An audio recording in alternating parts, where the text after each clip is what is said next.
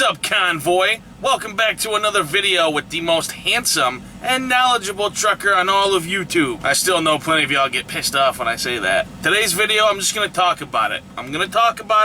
I keep getting asked over and over and over and over again about it. We're gonna talk about lot lizards. That's right, truck stop prostitutes. I actually wish I could have collabed with Ike on this one because we all know those guys that pretend to be like way over religiously Christian are usually the guys who have every single hooker in the area on speed dial.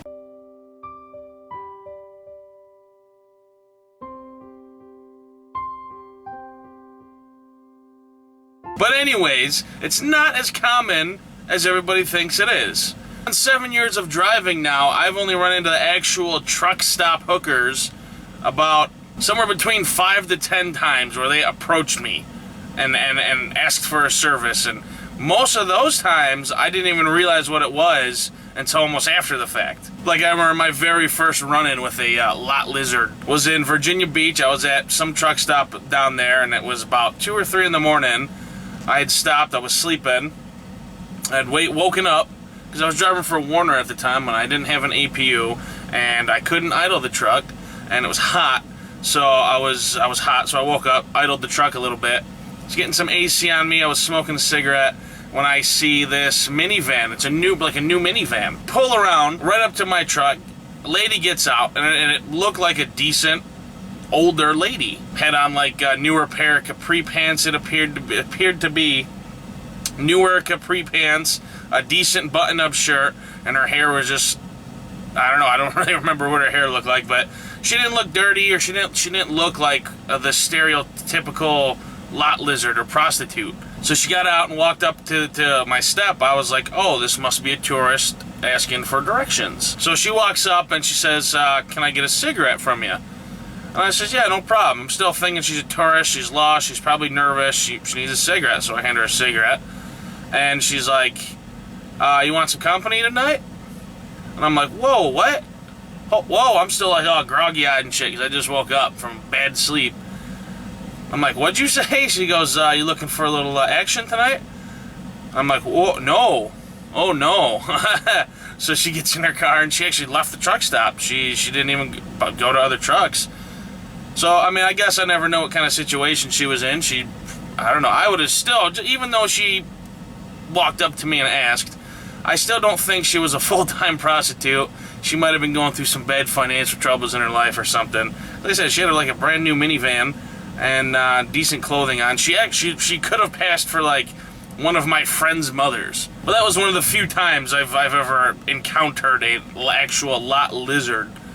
For some reason, most people I talk to, when I tell them for the first time that I'm a truck driver, like one of the first 3 questions are, oh, what about the truck stop hookers, lot lizards? And I think like TV and movies and radio and stuff, because I know all the time, I live in Detroit. For those of you who live in Detroit, you listen to Dave and Chuck the Freak, most likely in the morning.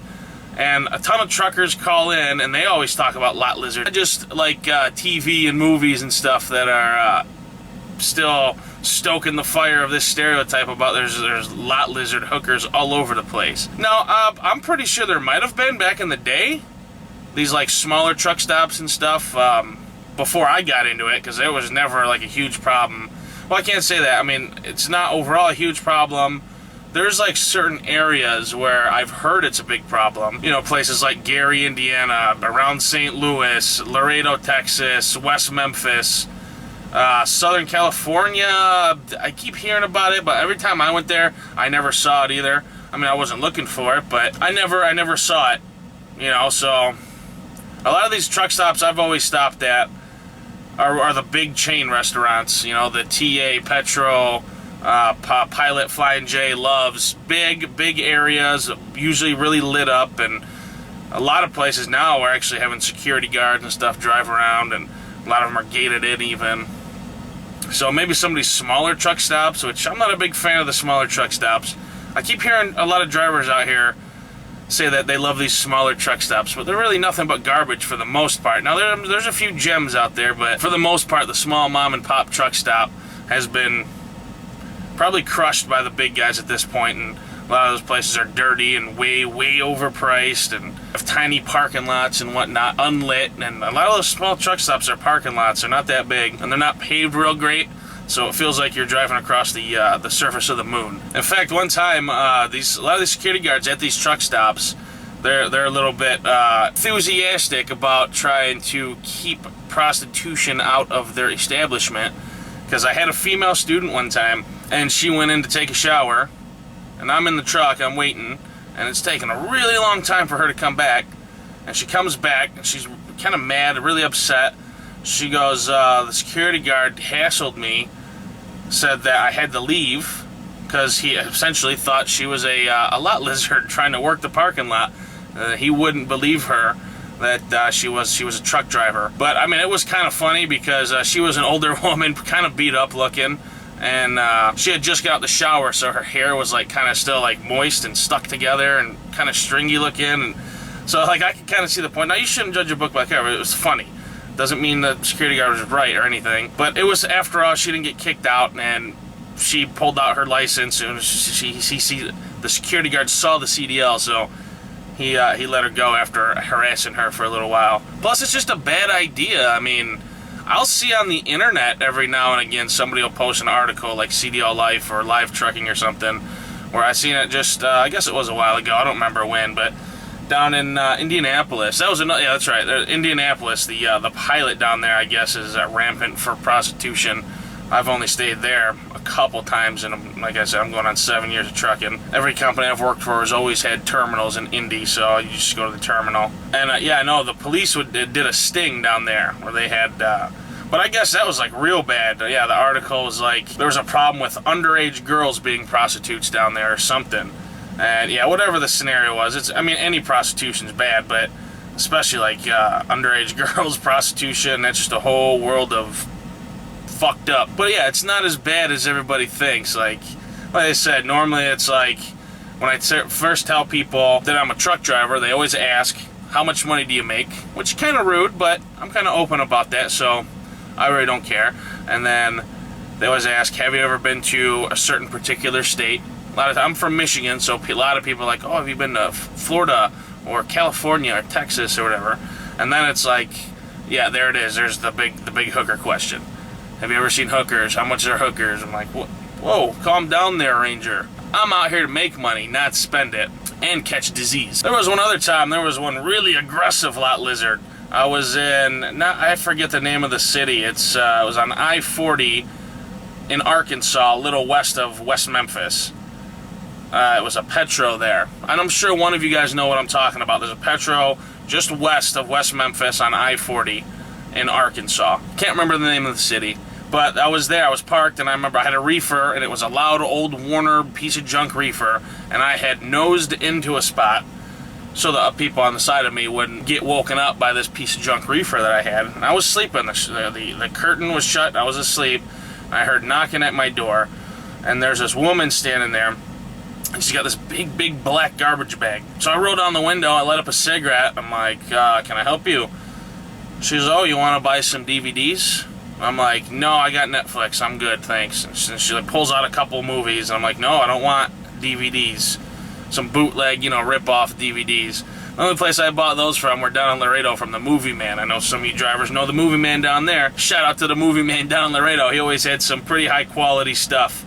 Bought a bunch of movies off him. Only a couple were kind of shady, but most of the time they were pretty good. So I'm like, no, I don't want these movies. And then she's like, so I'm thinking, and that's real common. I mean, a lot of times people come, especially when they see you sitting there in a truck stop, a lot of people come try to sell you something, or a lot of homeless dudes will want to polish your rims, which if I had the money and the time, I would let them too. So yeah, it wasn't uncommon for people to try to peddle you stuff while you're sitting there in a truck stop. I mean, they know, obviously you're working, you have money, and these people want your money. But this lady in particular, then she stood up on the bottom step of my truck, which always kind of made me kind of pissed off. That was a pet peeve of mine. When I was talking to somebody, it was either, hold on, let me get out and talk to you, or I'm trying to dismiss the situation and say, kind of like hint, like give one-word responses so that that person gets the fuck away from my truck and let me go back to sleep, or just I didn't want to deal with people a lot. But this lady, she got on the bottom step, and I rolled the window up like 6 or 7 inches to kind of be like, yeah, you know, I want to go back to sleep. And then she was like, oh, you got any money you can spare? I'm like, I have no money. I'm completely broke. And I lied to her. I was like, no, my wife takes it all. You know, and it was just, there was no laugh. I'm like, my wife takes it all, just to give her the hint, like, I'm married, I don't get any money, I don't want anything from you, get the hell away from me. Then she gets up on the second step and actually sticks her head inside my window. That's when I was like, hey, you need to leave me alone. You know, I wasn't going to hit this woman. I mean, she was just trying to make a buck. She goes, I'll do whatever you want. Give me 20 bucks, I'll do whatever you want. And I'm like, oh my God, no, you need to leave. You need to go right now or I'll call the police. She got down and she left.